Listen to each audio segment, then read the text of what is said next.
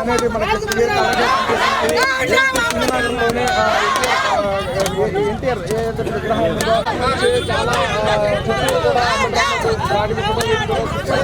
వాడు ఇంక పుట్టుకేదనుకుంటానండి. ఇప్పుడు వరకు పుట్టుకేది కాదు, పార్టీలో అదేమో అనుకున్నాము. ఇంత ఎదవనుకోలేదు, ఇంత దిగజారిపోయాడు అనుకోలేదు. దిగజారిపోయాడని తెలిసినా కూడా ఇది మా తప్పు ఏంటంటే చంద్రబాబు నాయుడు గారు ఉపేక్షించి ముళ్ళుకి ఎనపూస రాద్దాం అది సరే వద్దని ఎదురు చూడటం అది తప్పైపోయింది.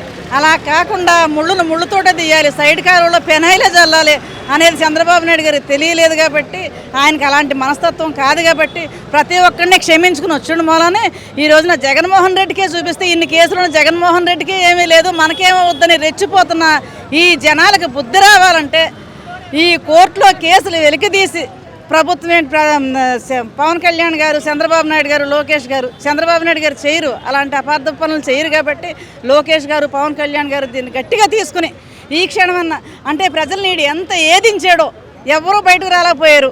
ఇప్పుడు ఏంటంటే చిన్న తప్పులు చేసుకుంటూ పెద్ద తప్పు కాడికి వెళ్తాడు కాబట్టి అందరినీ ఏదించాను, ఎవరు ఏం చేయలేకపోయారు, నన్ను ఎవరు ఏం పీకలేకపోయారు అనే ఉద్దేశం తప్పినంత ఇన్ని కోట్లు అభిమానించే ఇన్ని సంవత్సరాలు ఒక ముఖ్యమంత్రిని పదవిలో ఉన్న ముఖ్యమంత్రిని మాట్లాడేవంటే నీ దరిద్రపు కట్టి కుక్కతో కూడా పోల్చకూడదురా బాబు. నిన్ను కుక్కకు కూడా ఒక గౌరవం ఉంది, ఎందుకంటే అదేదో దేవుడిది అనుకుంటాం.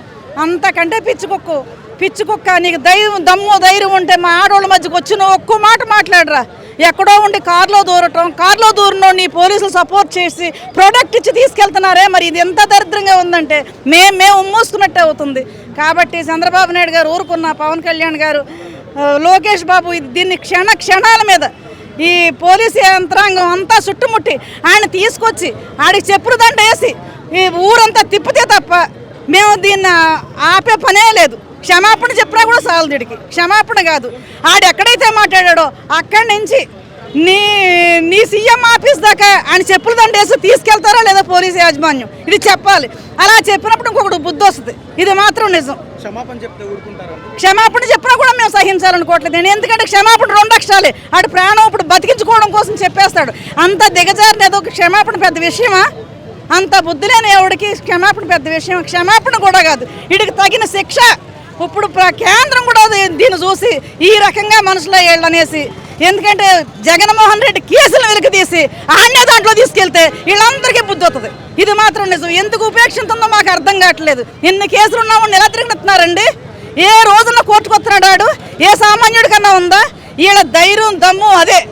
ఆ జగన్మోహన్ రెడ్డికి ఇన్ని కేసులు ఉన్నాయి, ప్యాలెస్లో ఊగుతున్నాడు, మనం కూడా అలా ఊగుదామనే ఆలోచనతో ఉన్నారు. ఇది ప్రభుత్వం తీసుకోవాలి, పవన్ కళ్యాణ్ గారు తీసుకోవాలి, లోకేష్ బాబు తీసుకోవాలి, క్షణాల మీద తీసుకోవాలి. ఎందుకంటే ఈ ప్రభుత్వం బాగుపడాలంటే మేము మీతోటే ఉన్నాం, మీకే అండగా ఉంటాం. మీరు మాకు న్యాయం చేసి మమ్మల్ని శాంతించబడితే దండం పెడతామండి.